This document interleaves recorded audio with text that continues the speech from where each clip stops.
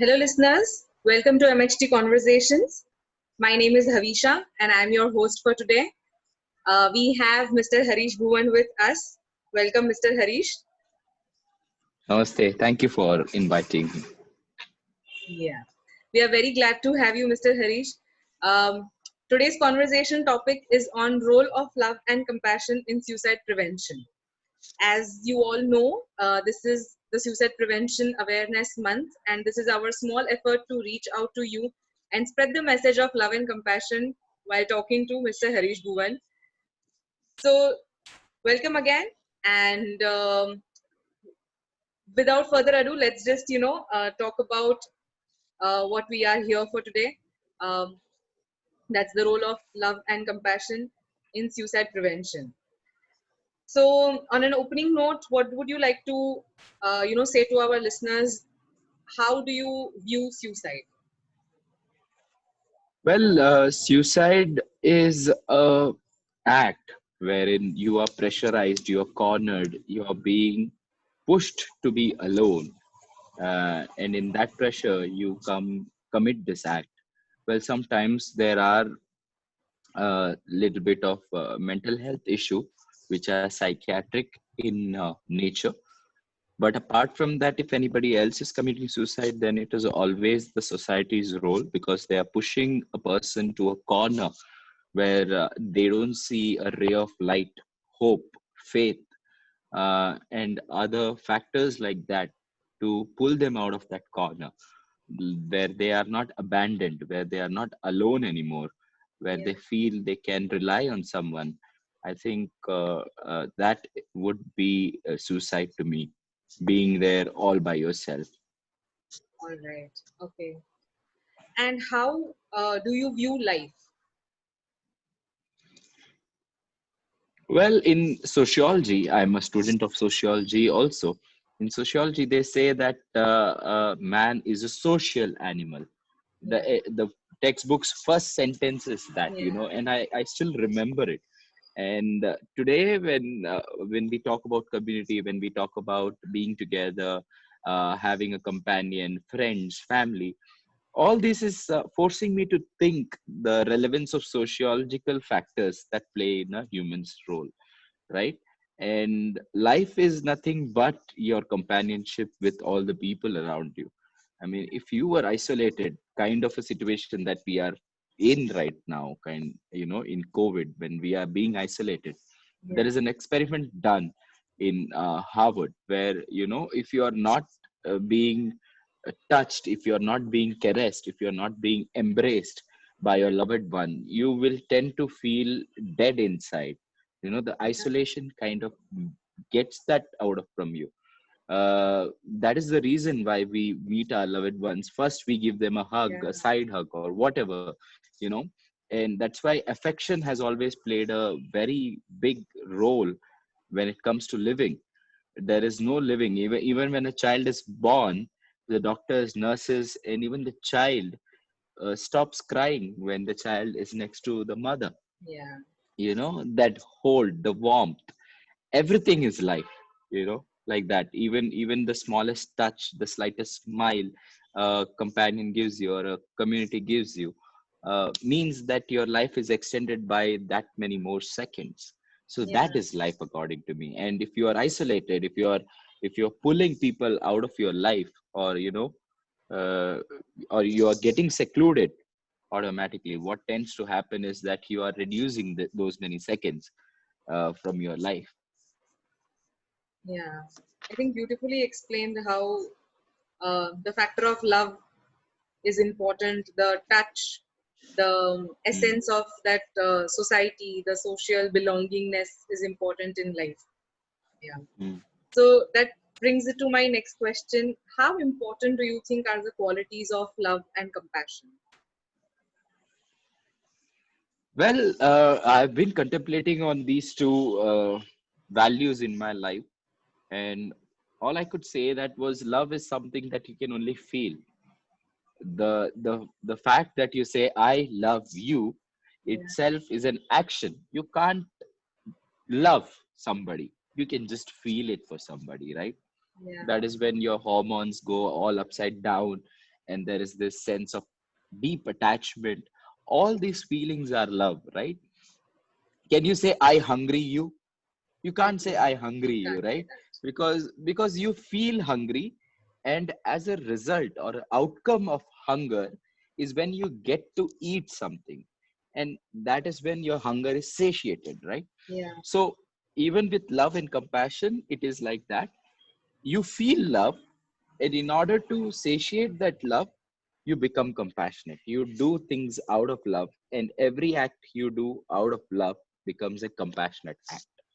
That's where the role of compassion becomes really important. First feel love for someone, and then do things for them.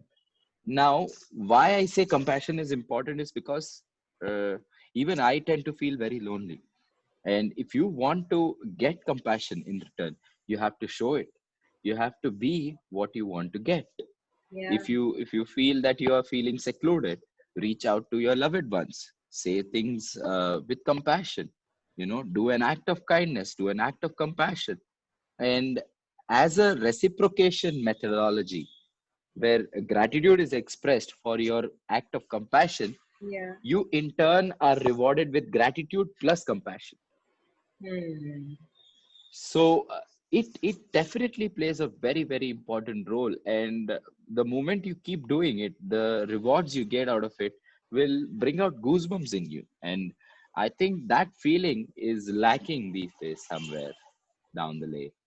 Hmm. Yeah. I guess Everyone is beautiful so cycle transaction explained. oriented. Yeah. Yeah. Yeah. But I think this is the life cycle that talked about, that you give out love, you feel love actually, and then you do something to express that love, which is compassionate act or an act of kindness, and you receive Mm, that back, which completes the cycle. mm, Yeah. mm, Yeah. And coming to the topic of today, that how important are these two values in the suicide prevention. Like you mentioned what suicide is in the beginning mhm, according to mm, your mm, perspective. So mm. for that, to prevent happening, that how important do you think are the values of love and compassion? So I'll give you a very uh, relatable example, right? Yeah. For a child, why do parents teach them the difference between safe and unsafe touch? Hmm. So that the child does not get touched in a way which is unsafe for a child, Yeah. protecting them from an act of child sexual abuse, right? Just like that, even for suicide, we need to teach people, or we need to start addressing the root causes of suicide. And the moment you're seeing a person secluding himself or herself from the society, Hmm.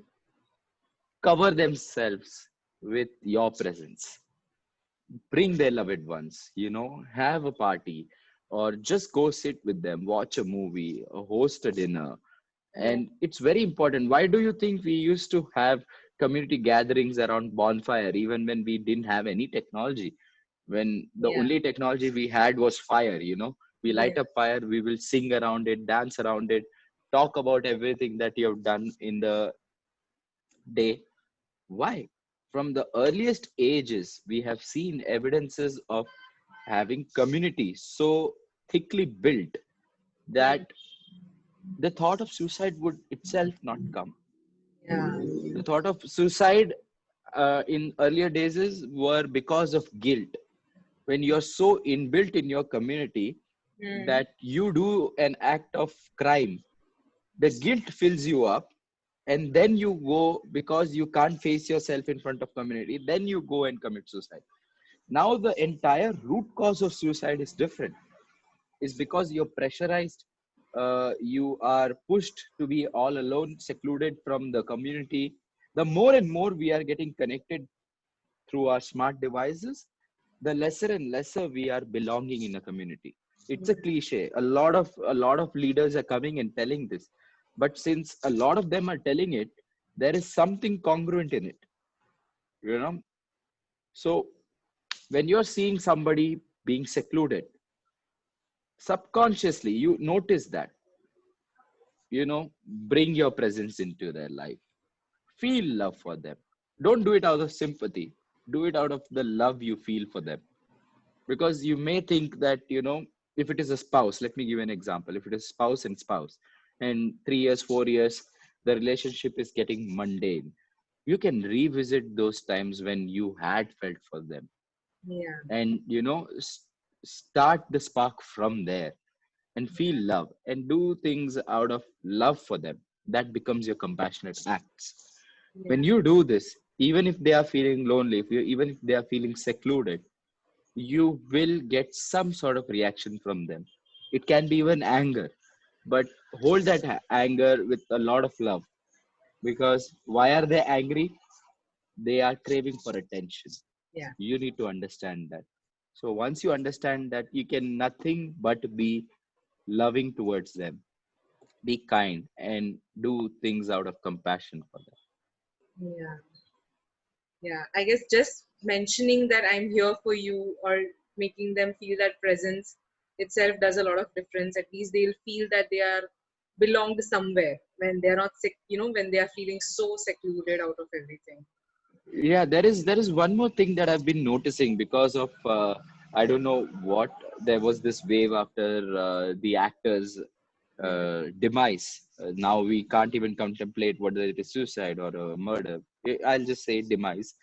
That a lot of people started putting statuses out that I'm there for you. uh, Yeah. people people don't just believe your words, people believe your actions. Yeah. So rather saying I'm there for you, call them up, Yeah. speak with them, just do True. one call or two call, you know it will change the entire day for them, True.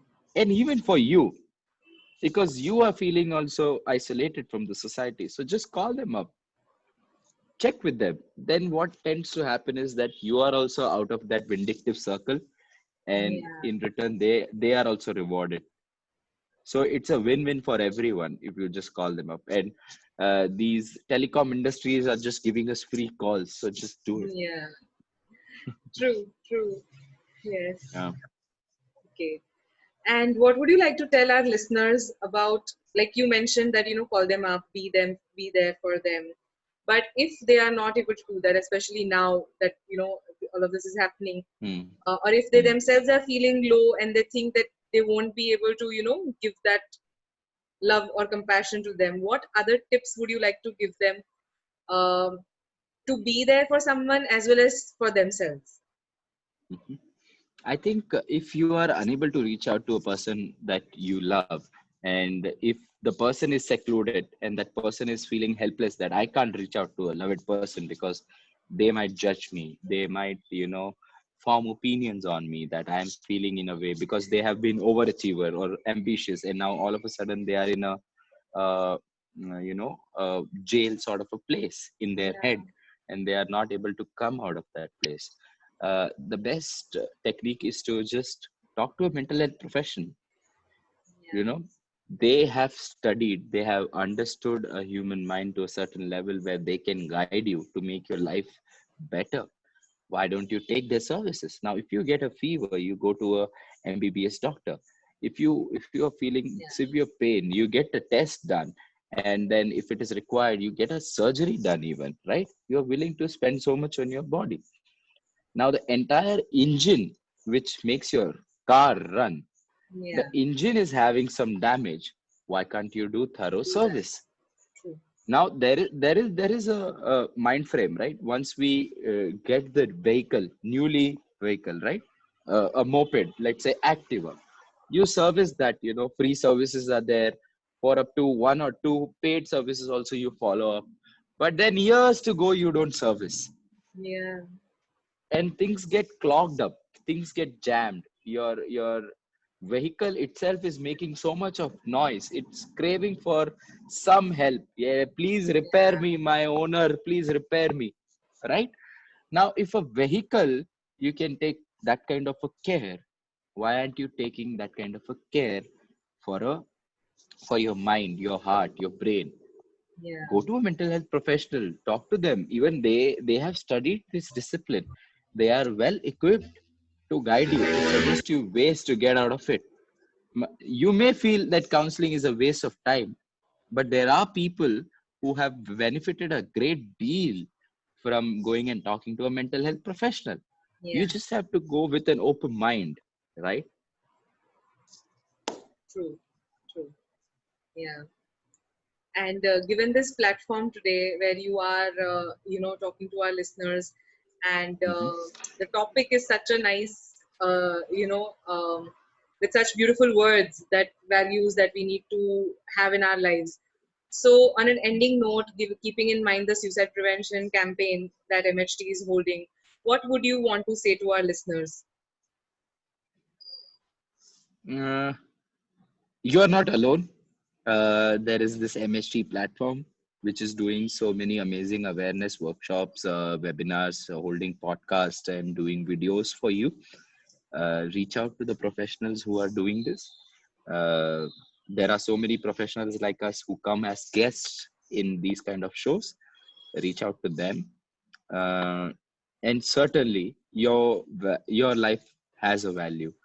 You may not recognize it now, but yeah, there is a value to it. There have been so many near cases suicide where they have contemplated on doing suicide or even done it but were not successful.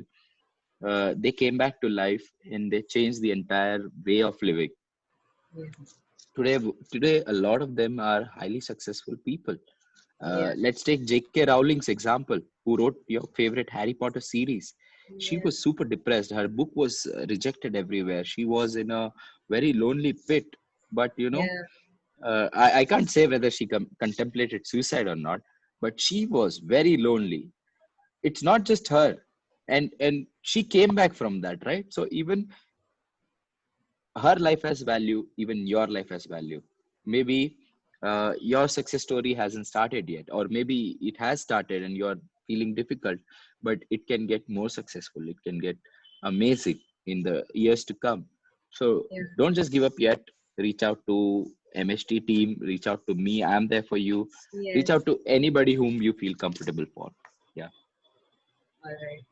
Thank you so much, Mr. Harish. Again, same message I would give out to our listeners. Please feel free to reach out to us in any kind of help that you think MHT can provide. And if you want to talk to Mr. Harish, we are more than happy to connect you with him. As and when you feel like doing that, you want to reach out to us, please go ahead and do that. Yes, so thank you again, Mr. Harish, for coming and sharing your values that you have acquired and you have been practicing and propagating, which is love and compassion. And I hope that this provides like a ray of hope for those who are, in seek of it. So thank Thank you you, so Miss much. Havisha, for always inviting me. And it's a pleasure to be here speaking with you because you come up with such thought provoking questions, which surprises me while I answer. So Yeah, that is how you conduct it. Thank you again for inviting me again. thank you. Thank Very, you. very humbled. Us too. So thank you, listeners, for tuning into MHT Conversations. This is me, Havisha, signing off. Take care of your mental health.